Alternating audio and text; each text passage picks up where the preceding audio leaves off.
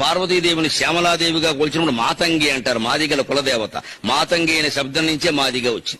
మాతంగి శబ్దం ఎలా వచ్చింది? మతంగ మహర్షి ఆరాధన.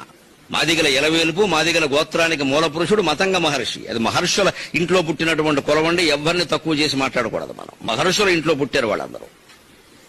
మతంగ మహర్షి యొక్క సంతానమే మాదిగలు.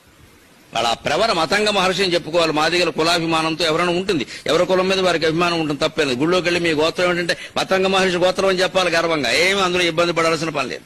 మతంగ మహర్షి యొక్క తపస్సు ప్రభావం కారణంగానే మాతంగి జన్మించింది. మతంగ మహర్షి ఎవరు సామాన్యులు కాదు. రామాయణంలో శబరికి గురువు ఆయన. శబరికి యోగ విద్య ఉపదేశం చేసిన ఆయన మతంగ మహర్షి.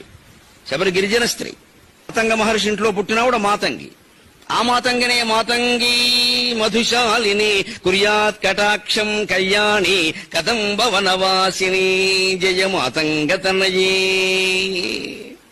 జయ నీలోత్పలద్యుతే జయ సంగీత రసికే జయ లీలా సుఖప్రియే అని కాళిదాసు గానం చేశాడు.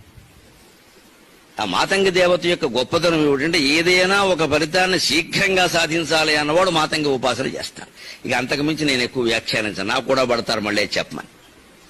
మనకి మాత ఉపాసన తప్ప మాతంగి ఉపాసన తెలియదు. కానీ దాని లెక్క దానికి ఉంది, చెప్పాలి కాబట్టి చెబుతున్నా. ఆ విశ్వాసాన్ని పోగొట్టుకోవాల్సిన పనేం లేదు. శీఘ్ర ఫలితాన్ని ఇచ్చేటువంటి దేవతలు ఉన్నారు మనకి.